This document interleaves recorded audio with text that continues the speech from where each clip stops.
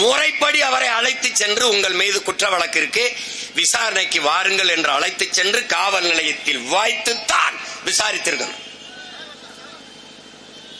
அப்படி விசாரிக்கப்பட்டதா? கோயிலுக்கு பின்னாடி ஒரு இடத்தில் கொண்டு போய் வைத்து இந்த பாலன் இந்த இடத்துல வைத்து அடித்து துன்புறுத்தி விசாரிக்கக்கூடிய நிலைமைக்கு தள்ளியது யார்?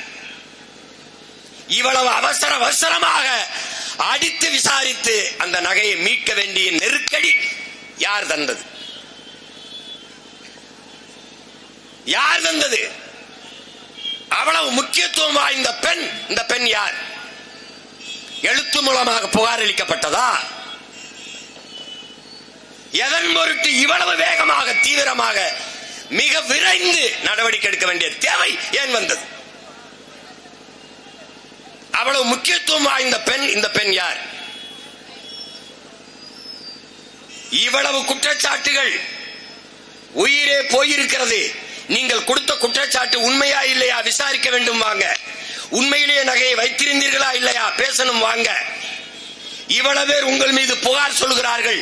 நீங்கள் வேலை வாங்கி தருவதாக நீங்களும் உங்கள் அப்பாவும் உங்கள் அம்மாவும் பணத்தை வாங்கி ஏமாற்றி விட்டீர்கள் என்று, திருமணம் செய்தே ஏமாற்றி விட்டீர்கள் என்று இவ்வளவு பேர் புகார் சொல்கிறார்கள்.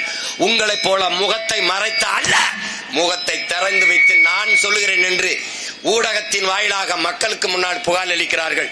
வாருங்கள் என்று ஏன் அந்த நிகிதாங்கிற பெண்ணை கைது செய்து இந்த காவல்துறை விசாரிக்கல? இதுவரை ஏன் விசாரிக்கல? இதுவரை ஏன் அவர் கைது செய்யல? ஏன் செய்யல? அவரிடத்தில் கைது செஞ்சு ஒரு வாக்குமூலத்தை ஏன் பெறல? என்ன நடந்ததுன்னு கோயம்புத்தூர்ல அவரும் அவங்க அம்மாவும் இருக்கும் போது ஒரு விடுதியிலே பார்த்த தம்பிகள் இந்த காரை சிறைபிடித்து வைக்கிறார்கள். நீங்க வலையொலியில் இருக்குது குரல் செய்தி. காவல்துறைக்கு சொல்லுகிறார்கள், அஜித் குமார் கொலையில் இந்த மரணத்திலே தேடிக்கிட்டு இருக்க பெண் இங்க இருக்கிறாங்க, இந்த சிறைபிடிச்சு வச்சிருக்கோம் இந்த வண்டி என்ன, அதை திருப்பி அதை விட்டு விடுங்கள் அந்த வண்டி என்று சொன்னது யார்? எதுக்காக விட்டீர்கள்? இதுவரை அந்த பெண்ணை பத்திரமாக பாதுகாத்து வைத்திருக்கீங்களே கைது செய்யாமல். காரணம் என்ன?